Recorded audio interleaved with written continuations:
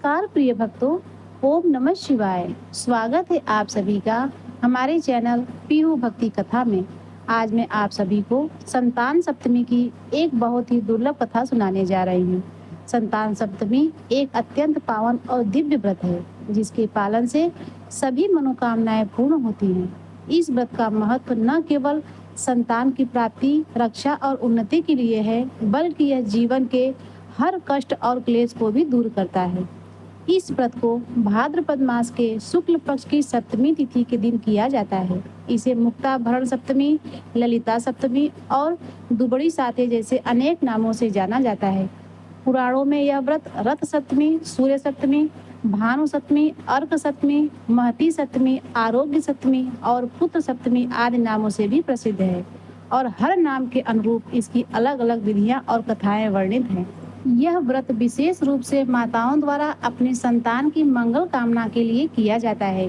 इस दिन भगवान शिव और माता गौरी की पूजा का विशेष विधान है। दोपहर तक पूजा अर्चना करने के बाद माताएं जामवंती के साथ श्याम सुंदर भगवान श्री कृष्ण और उनके पुत्र शम की भी पूजा करती हैं। पार्वती जी का पूजन करके वे अपने संतान की अभ्युदय और दीर्घायु की कामना करती हैं। इस व्रत को करने वाली माताओं को प्रातः काल स्नान कर नित्य कर्म से निवृत्त होकर स्वच्छ वस्त्र धारण करने चाहिए। इसके बाद भगवान शिव और माता गौरी की पूजा अर्चना करनी चाहिए और सप्तमी व्रत का संकल्प लेना चाहिए। दिन भर निराहार रहकर दोपहर में चौक पूरकर चंदन, अक्षत, धूप, दीप, नैवेद्य, सुपारी और नारियल आदि से भगवान शिव और माता पार्वती की पुनः पूजा करनी चाहिए। सप्तमी व्रत में नैवेद्य के रूप में खीर, पूरी और गुड़ के पुए आदि बनाए जाते हैं। एक कलावे में 7 गांठें बांधकर संतान की रक्षा की कामना करते हुए इसे भगवान भोलेनाथ को अर्पित किया जाता है। बाद में इस कलावे को स्वयं धारण करके व्रत की कथा सुनी जाती है। तो आइए सभी माताएं इस व्रत को बड़े ही प्रसन्नचित्त मन से सुनते हैं। एक दिन महाराज युधिष्ठिर ने भगवान श्री कृष्ण से कहा, हे प्रभु, कोई ऐसा उत्तम व्रत बताइए जिसके प्रभाव से मनुष्यों के सांसारिक क्लेश और दुख दूर होकर वे पुत्र और पौत्र से युक्त हों। यह सुनकर भगवान श्री कृष्ण बोले, हे राजन, तुमने बड़ा ही उत्तम प्रश्न किया है। मैं तुमको एक पौराणिक इतिहास सुनाता हूँ, ध्यान पूर्वक सुनो। एक बार लोमस ऋषि ब्रजराज की मथुरा में वसुदेव जी के घर गए। ऋषिराज को आया देखकर वसुदेव और देवकी अत्यंत प्रसन्न हुए और उनको उत्तम आसन पर बिठाकर अनेक प्रकार से वंदना और सत्कार किया। फिर मुनि के चरणोदक से अपने घर और शरीर को पवित्र किया। मुनि प्रसन्न होकर उनको कथा सुनाने लगे। कथा कहते हुए लोमस ऋषि ने कहा, हे देवकी, दुष्ट और पापी कंस ने तुम्हारे कई पुत्र मार डाले हैं, जिसके कारण तुम्हारा मन अत्यंत दुखी है। इसी प्रकार राजा नहुस की पत्नी चंद्रमुखी भी दुखी रहा करती थी, किंतु उसने संतान सप्तमी का व्रत विधि विधान से किया, जिसके प्रताप से उसे संतान सुख मिला। यह सुनकर देवकी जी ने हाथ जोड़कर मुनि से कहा, हे ऋषिराज, कृपा करके रानी चंद्रमुखी का संपूर्ण वृत्तांत और इस व्रत को विस्तार से मुझे बताइए, जिससे मैं भी इस दुख से मुक्ति पा सकूं। तब लोमस ऋषि ने कहा, हे देवकी, अयोध्या के राजा नहुस थे। उनकी पत्नी चंद्रमुखी अपने नाम के अनुरूप ही अत्यंत सुंदर थी। उनके नगर में विष्णुगुप्त नाम का एक ब्राह्मण रहा करता था, जिसकी पत्नी का नाम भद्रमुचि था। वह भी अत्यंत सुंदर और सुंदरी थी। रानी और ब्राह्मणी में अत्यंत प्रेम और मित्रता थी। एक दिन वे दोनों सरयू नदी में स्नान करने के लिए गई। वहां उन्होंने देखा कि अन्य बहुत सी स्त्रियां सरयू नदी में स्नान करके निर्मल वस्त्र पहनकर एक मंडप शंकर जी का और पार्वती जी की मूर्ति स्थापित करके पूजा कर रही हैं। रानी और ब्राह्मणी ने यह देखकर उन स्त्रियों से पूछा, बहनों, तुम यह किस देवता और किस कारण से पूजन व्रत आदि कर रही हो? यह सुनकर स्त्रियां कहने लगी, हम संतान सप्तमी का व्रत कर रही हैं। हमने भगवान शिव और माता पार्वती जी का पूजन चंदन, अक्षत आदि से खड़ोपचार विधि से किया है। यह सब इसी पुण्य व्रत का विधान है।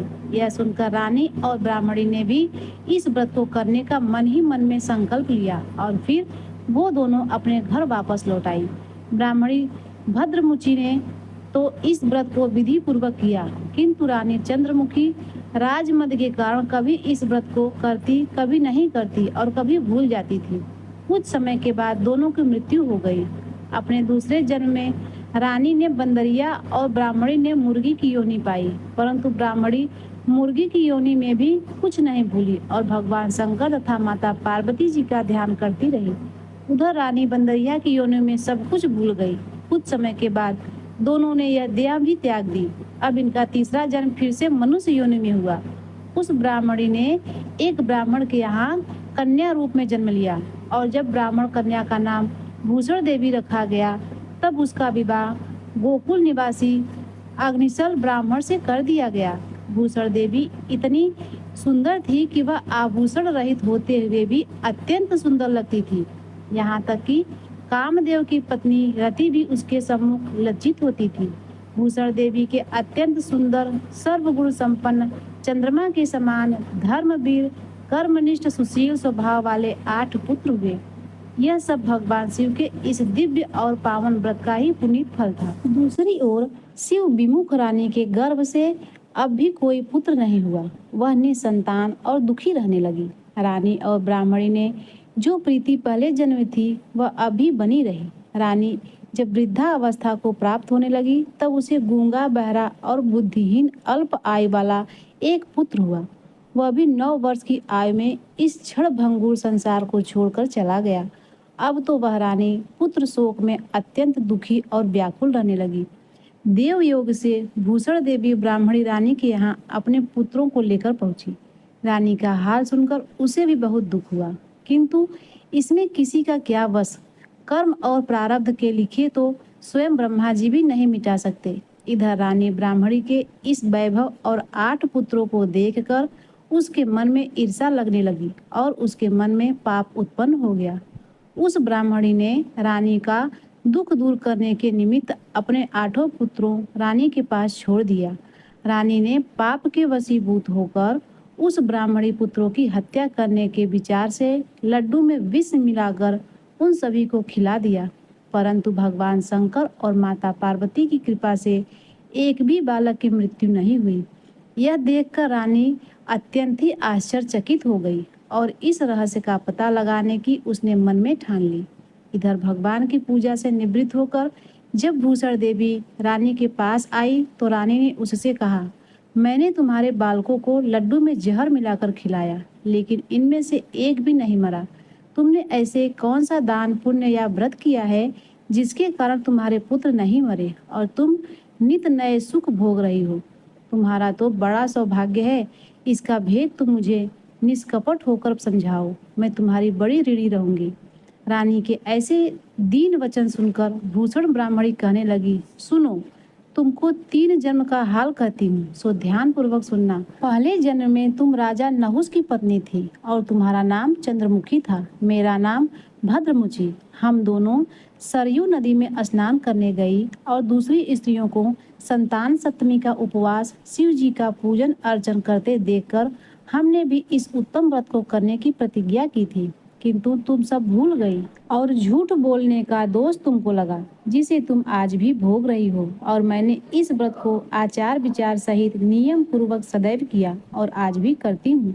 दूसरे जन्म में तुमने बंदरिया का जन्म लिया और मुझे मुर्गी की योनि मिली। भगवान शंकर की कृपा से इस व्रत के प्रभाव से भगवान को इस जन्म में भी मैं नहीं भूली और निरंतर उस व्रत को नियमानुसार करती रही।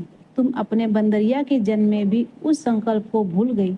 मैं तो समझती हूँ कि तुम्हारे ऊपर यह जो भारी संकट है उसका एकमात्र यही कारण है और दूसरा इसका कोई कारण हो ही नहीं सकता। बहन, इसीलिए तो मैं कहती हूँ आप सब भी संतान सप्तमी के व्रत को विधि सहित करिए, जिससे आपका यह संकट दूर हो जाए।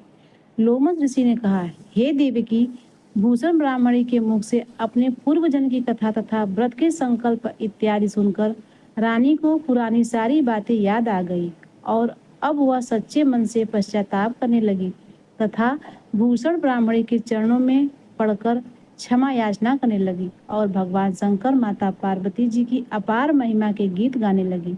उस दिन से रानी ने नियमानुसार संतान सप्तमी का व्रत किया, जिसके प्रभाव से रानी को संतान सुख भी मिला और संपूर्ण सुख भोग कर रानी शिवलोक को गई।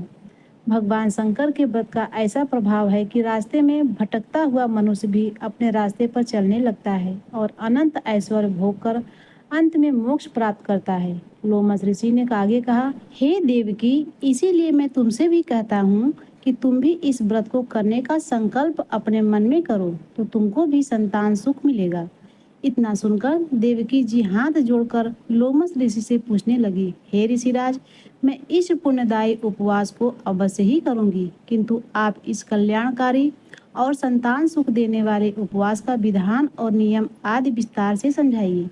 यह सुनकर ऋषि बोले, हे देवकी, यह पुनीत उपवास भाद्रपद के महीने में शुक्ल पक्ष की 7वीं तिथि के दिन किया जाता है। उस दिन सूर्य उदय के मुहूर्त में उठकर किसी नदी अथवा कुएं में पवित्र जल से स्नान करके साफ और स्वच्छ वस्त्र पहनना चाहिए। श्री भगवान शंकर तथा जगदम्बा पार्वती जी की मूर्ति की स्थापना करें। इस प्रतिमा के सम्मुख सोने चांदी के तारों का अथवा रेशम का एक गंडा बनाएं। उस गंडे में 7 गांठें लगानी चाहिए।